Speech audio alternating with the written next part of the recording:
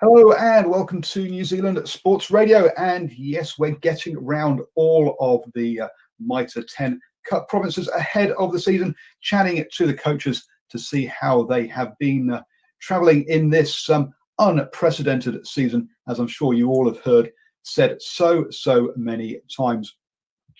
This show, we're going to be having a chat with Tasman. I'm happy to be joined by Greg Cornelius, who is the skills coach down there. How are you doing, sir? Yeah, good, thank you. Good to be here. So you guys are a bit different to a lot of the other provinces, because obviously you cover both Nelson and Marlborough, and so you have two club competitions going on. Does that make it harder to keep track of all the players and having to dodge between all the clubs, or do you guys manage to get around all the clubs and see all the players? Yeah, it's a bit unique, I guess, and usually in a normal year we have what we call a Tasman Trophy, where there's a bit of a crossover between the two provinces. But because of COVID and stuff this year, that hasn't happened. So we've kind of run our club competitions in our separate sub unions, as we call it. But we've got eyes on both sides of the hill. So it hasn't been too bad, and we've got a good crew on the old video cameras as well. So we've been able to get some good footage of the lads, and there's been some good club rugby being played, so it's been good. Yeah, it looks like particularly the Nelson side has been competitive, with sort of Marist, Hawaii and Waima all at the top end there, looking very strong, and it coming down to really draws, because I mean they're very close with the number of wins there. You must be happy with the quality of those three sides. Yeah. Like the two finalists are pretty worthy finalists, and that last year I think they were involved in two finals for two different trophies, and they both went into overtime, and Saturday's game was no different. I think it came down to a penalty from about 45 out, right on full time, and Waimea could have snuck home in the end, but Marist prevailed 34-32, I think, in the end. But there's those two clubs, and then we also had Kahurangi. There's another club over there. They've had a really strong season as well, and really any of those three teams could have taken the competition out this year. So it's good to see. It's good to see that quality and depth in our province. Yeah, over on the Marlborough side, a little bit more dominated by Central, who had a good season, winning all of their games, and then going on to win the final 31-10. So and how important is it to you for your Mitre 10 Cup Challenge that you have a strong club competition to pick players from? Oh, it's vital. Particularly this year more than any other, just with all the uncertainty around, All Blacks. Are we going to have All Black games? Are they going to be there? And then the whole super competition. Obviously, the Aotearoa competition was extremely hard on some of our super boys. So we've got guys banged up and injuries and stuff. So it's really important for our Mitre 10 squad that we have a strong club comp, so that we have guys there just ready to step up, and really fortunate with the quality of some of our rugby that hopefully it won't be too big a step up for some of those lads. Cool. You've not named your squad yet, so I've not been able to check this, but do most of the players come from those top sort of four teams that we've mentioned, or can players play for like Stoke or Wanderers, or maybe down in Waitohi, and still get into the squad? Do you have good representation across all the clubs into the Mitre 10 Cup squad this year? Yeah, we do. So we've got it's probably weighted a wee bit heavily on the Nelson side, just because of the depth of player, I guess, and other reasons. But no, we've got a pretty good spread from lots of clubs. So we've got a decent spread there of guys who are in the mix from Stoke, Nelson, Wanderers, Waitohi, and Central over the side of the hill as well, and on the Marlborough side. So we've got a pretty good spread there. Yeah. Cool. I see if you've already had a couple, or you had at least one trial game, and it's against Wellington, where you came out on top. How the training going well, and I mean, obviously with clubs, you say the club games just finished last weekend. Have you got access to the players yet as a squad? Have you managed to meet up and have a few sessions? Yeah, so obviously, minus obviously the guys who are playing Super Rugby, but we've been sort of operating what we call an HP group, or a wider training group, if you like, of club players, some of the better club players, and we've been training pretty much right through post the COVID break. Sort of we come together once a week, and yeah, it's pretty generic sort of training and just working a lot on our skills and our fitness and stuff. And those were the guys that predominantly made up that team that played against Wellington. So it's good having that second tier of guys putting the work in, and we get our eyes on them and they see how we do things. So hopefully when we do need to call on them and they can transition to the team, it's not such a big thing. So those lads are working really hard, and hopefully it's going to pay dividends for us in a few months' time. And obviously with you guys also having the Crusaders Academy in your province as well, that also feeds into your high performance setup there. So you've got access to those or to the knowledge base and all the IP from that Ray Robinson has, which obviously is going to set you up well. Now we've heard that you're going to have a bit of turnover, obviously, on last season. When we think that players, you've obviously lost Jordan Taifua, is off now in the UK. Liam Squire, apparently his insurance is too expensive. I heard when changed your CEO earlier in the year to be playing in this. I don't know if that's changed with the whole COVID thing, and we've seen obviously Kieran Reid has signed for Counties Manukau. But yeah, you're going to have, there is going to be a bit of turnover in your squad this year. It's not you're not going to be taking the same championship squad into this season, are you? Yeah, that's right. And we've lost some of those names that you mentioned there are massive for our group in terms of their leadership and stuff. A guy like Wyatt Crockett as well, who was there last year, been there for the last couple of years, was really massive for us. So whilst it's a shame we don't have those lads, it's really exciting. There are plenty of guys waiting in the wings, waiting for their chance, and it's good for us to develop a new breed of Marco men in those positions, and we're really excited to see how they go, and it forces other guys to step into leadership roles too. And I think I think a massive part of success of any team is that leadership group. So if the more leaders we can grow, hopefully we'll be better for it. So yeah, while it's sad to see those guys leave, it's just presents more opportunities for other men. And Tim Perry as well. He's quietly disappeared into retirement as well. Into the bush somewhere, I think, hunting. Yeah. Yes, no big send off him in the last game. It was just like, oh, by the way, I'm not playing next year. Oh, okay. Catch you later, mate. Thank you for your time. Obviously, we've seen. You've had some key signings coming in as well. I mean, Sever Reese was one of them. Have you had any indication from the All Black squad? You guys tell us as to what access you might have to those players? Because it looks like they've got about 2 seasons, and then we're into rumoured Bledisloe Cup territory. So are you so have you had an indication whether you'll have them for the first couple of weeks, or how long you might have those players for? We have, but I mean it's pretty fluid at the moment. Things change pretty much day to day. So we have been given indications, but we're not kind of how do I put it? We're not sweating on it too much. We've just got it's kind of a bit of a day by day situation at the moment. So we're just doing what we can, and if we get those lads, it's great because they're all obviously quality players. So you'd like to think those guys would be able to step into the fray at short notice. They're pretty, like I say, that they've been around the track. So we just haven't hung our hat on anything because everything's just so fluid at the moment. We've seen players like Will Jordan, Parry Parkinson, who have come through your system, really stood up in Super Rugby in this last season. Any other sort of new guys coming through who fans should keep an eye out on that you think are going to make big strides, or young guys who we've not seen perhaps?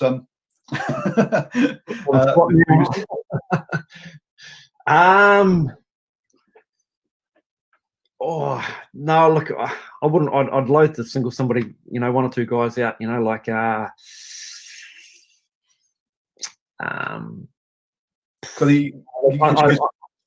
expecting you've got a couple of young props coming through. So you said you've lost Wyatt Crockett, you've lost Tim Perry, so there's probably a couple of young props that maybe they'll get time off the bench that we'll get to see a little bit of.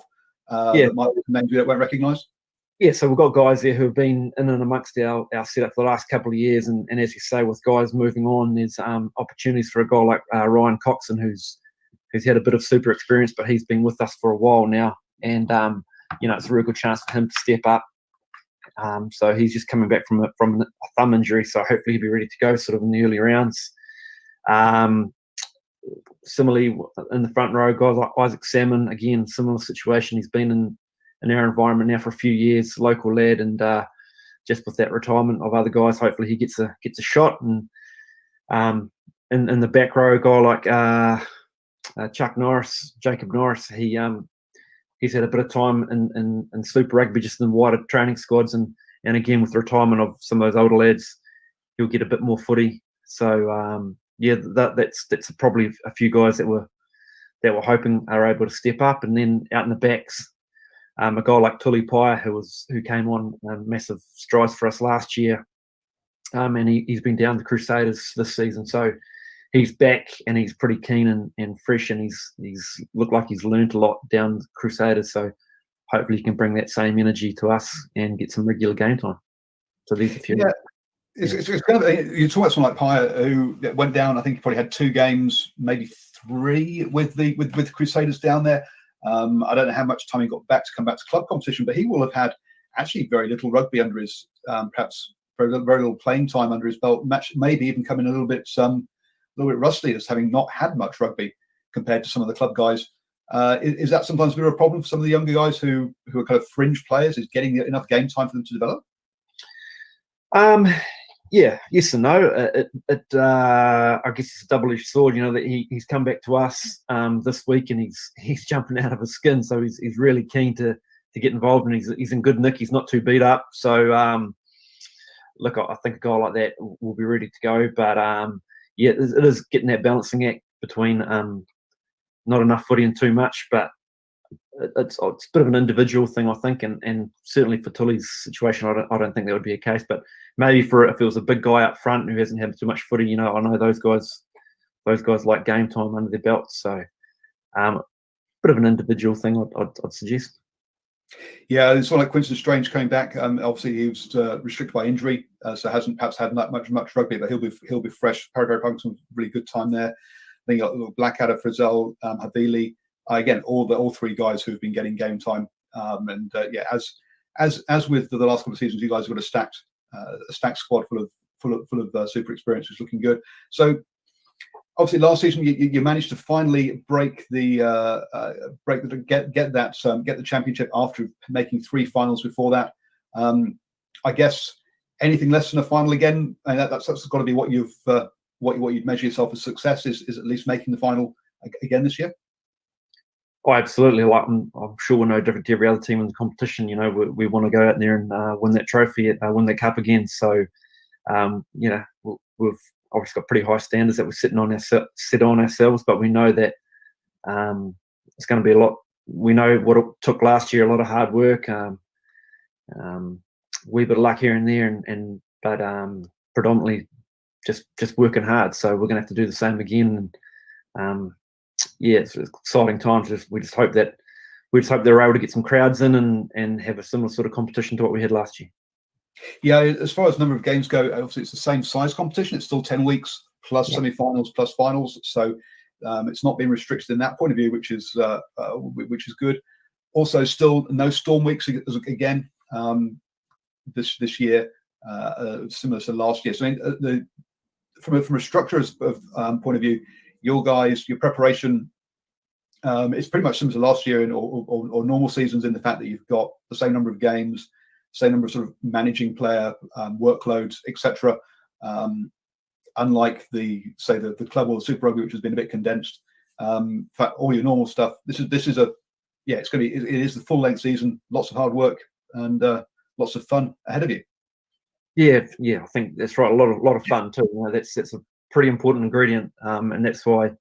And we do have a lot of fun here at the Marco, and that's why I think the guys enjoy playing for us too. So we'll strive to get that balance right again between hard work and fun. But yeah, like I said, the biggest not issue, I wouldn't call it an issue, but the biggest one of the bigger factors at the moment is just that unknown around what's happening with guys who potentially could be playing All Blacks or even this North-South game. So that's happening in the background, but we're just focusing on getting ready we've got a pre-season game on Friday.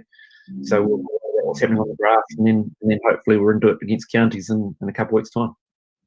So that pre-season game, is it are you doing an internal trial game, or who are you facing for that? Oh, no, sorry, we're playing Canterbury. We play them every year pre-season, so we're playing for a trophy. Sorry, I can't remember the name of the cup at the moment. But we're playing in Hamner on Friday afternoon, so there'll be a bit of a hit out for both teams. So it'll be good. Cool. And hopefully, yeah, we'll see your squad announcement soon. Now, one question that I ask each of the coaches to get an indication as to how they think about rugby. What is one stat that you like to see from your performance analysts every Monday morning? What's the first stat you look at after a game? Scoreboard. No. One stat that I'd like to look at. Probably our tackle count, from maybe a stat that I'd like to look at. Yeah. So when you say tackle count, do you mean is that I've heard different people look at it in different ways. Some of them talk about first up tackles, percentage hit. Others overall percentage tackles.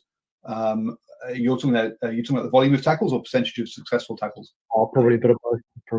Is something I'd like to look at. Obviously, I'm involved in the backs too, so looking at things like our kicking stats and our line breaks that we've made or conceded, they're pretty important as well. So yeah, I kind of look at them all, but I guess I'm not too driven by the stats too much. It's more based on how we're going or our performance. Yeah.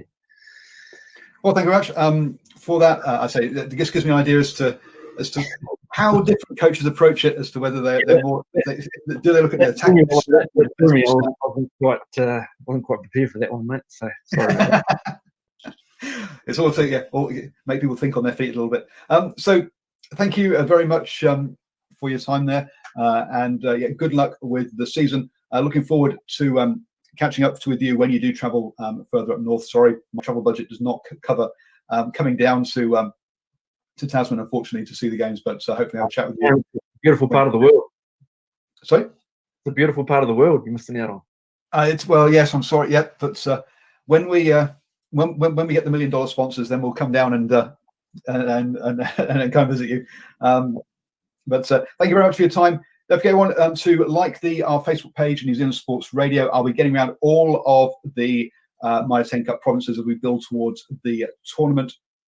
And myself and Stephen Harris will be getting to as many games as we can. We made 23 games last year, bringing you post-match interviews and updates during the game as well. So do like the page and share with your friends. And thank you very much. No problem.